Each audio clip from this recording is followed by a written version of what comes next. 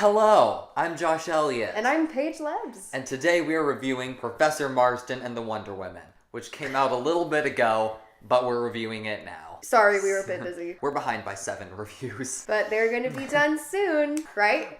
Yeah. Okay. Professor Marston and the Wonder Woman tells the story of Professor William Marston and his wife Elizabeth and their lover Olive, because the three of them are in a polygamous relationship. I looked it up. It's not really confirmed whether they were actually in a polygamous relationship. Because this is based on a true story. It is based on a true story. They were psychologists back in the 20s, and then they meet Olive, and all three of them fall in love with each other. What a nice happenstance.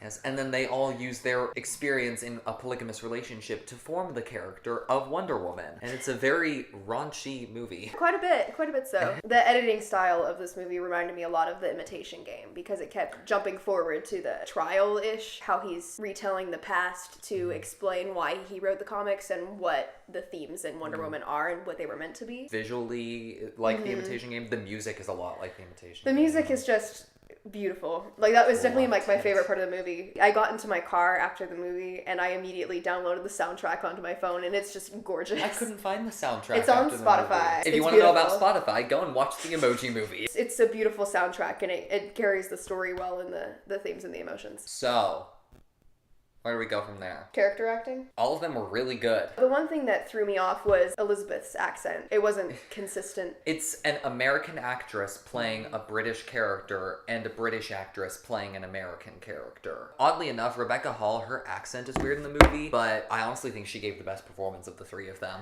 I would agree. She was definitely the most interesting character. So she's having these weird sexual desires, also dealing with a polygamous relationship, and she's all dealing with it from like this scientific perspective, and she's trying to evaluate her own life and is very casual about everything. So I liked the girl that played Olive. I think I liked both of the female characters more than I liked Luke Evans' character. Anything I've seen Luke Evans in, I've always gotten like creepy vibes, so that kind of throws me. Gaston.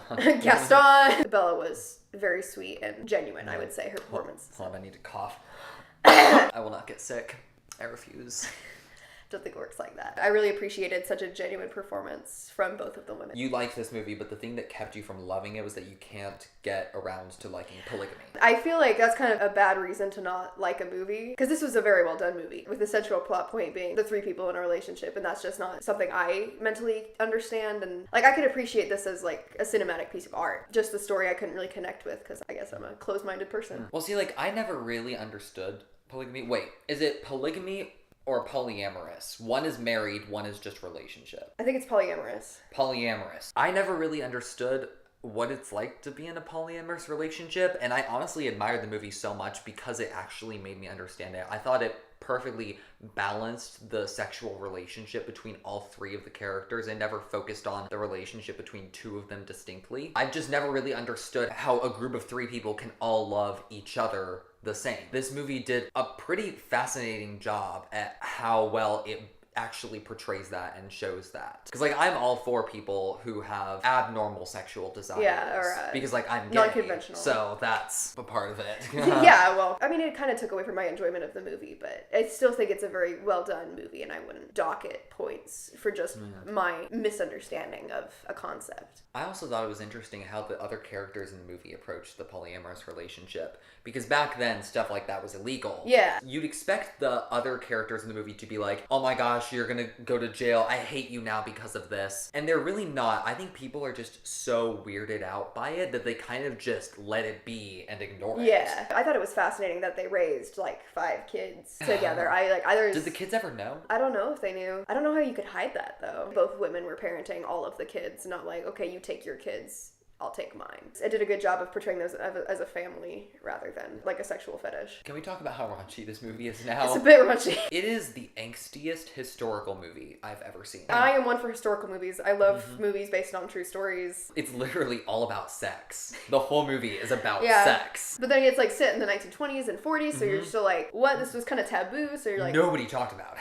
It's really an interesting dynamic to tackle in a movie. But it's fascinating. Yeah. When has a movie done that? They did show the other side of it with the woman interrogating him at the board. Oh, you have like sadomasochism in every single Wonder Woman issue. What's up with that? That's really weird. Maybe you're the one with a secret identity. Maybe you're the one hiding something. It's like, Yike. It doesn't have the raunchiness just for the sake of raunchiness. It approaches sex from a very psychological perspective about how it's very empowering. It embraces sexual desires and how there's the whole submission thing. He says that there are like 4 main keys to happiness, and the biggest one is submission to a higher authority. A part of that is sexual, but another part of it is just the relief of responsibility, reliance on somebody else. It covers a lot of ground and a lot of material in a relatively short amount of time. It wasn't like a 3-hour movie. It was like 2 hours and had really complex characters and like a complex theme and plot. There's one line that I remember that I want to talk about. Rebecca Hall's character, Elizabeth. It's early on in the movie and she's like approaching Olive and she's like, okay, so I've really thought about this whole thing. I'm okay if you want to have sex with us. Like, we can all have sex together and that can just be our relationship and I'm totally cool with that. And Olive's like, I'm uncomfortable by that. She goes, okay, we can just work together and be friends. Let's forget the sex part. I was like, wow. Love that line. She's really confident. You're right with that she's definitely the most interesting character. The very first conversation she has with Olive, like the first thing she says to her is, hey, don't my husband. Ooh, I like her already. Another line that I loved when they're having the picnic. Olive's fiance asks Elizabeth what her intentions are with Olive. Professor Marston's like, well, it's like this. And then he says, no, I know what your intentions are. You're not discreet at all. You're very obvious. And I'm like, ooh. I thought that was a very interesting, like, emotionally complex scene because she's struggling with, like, oh, what are my intentions? I don't know. And she played that really well because there was a lot of silence in that. So it was just her face and how she emotionally acted the scene. Oh, also the lie detector. He invented the lie detector as well. But didn't patent it. But it was actually, like, Olive's idea to come up with the whole ask personal questions so that their heartbeat will beat faster. And I think that's just another quick note to add into the whole idea of submission. There's also a lot of symbolism of like being strapped down and tied down and stuff. Very, very sexual. Final verdicts. This is a very angsty, raunchy, sexual, historical movie, but I kind of loved it. I thought it approached those themes in very mature ways, in ways that most movies really don't. It's very difficult to find a movie as unique as this, and I thought all of the performances were great. This is a movie that I saw weeks ago, and I am still thinking about it. It's not everyone's movie. If you're interested in like philosophy or anything, then you should see this movie and you will love it. So I'm giving it a 9. It's one of my favorite movies of the year. I didn't love it as much as Joshua did. We talked about this as we were leaving the theater that he was like, oh, I love that movie. It's definitely one of my favorite ones of the year. And I was like, it was good. I don't think it had the same emotional impact on me as it did Joshua, but I definitely still think it's a very well-made movie and still beautifully done. I'll give it an 8 out of 10. Easy math for me. Our final verdict is an 8.2. No, it's an 8.5. So yeah. I think that's pretty close to what it has on Rotten Tomatoes, yeah? I think it has like an 87. So we are Rotten Tomatoes. We are good critics. That was our review for Josh isn't sick. I'm not sick. I will not get sick. So yeah, that was our review for Professor Marston and the Wonder Woman. Expect reviews for...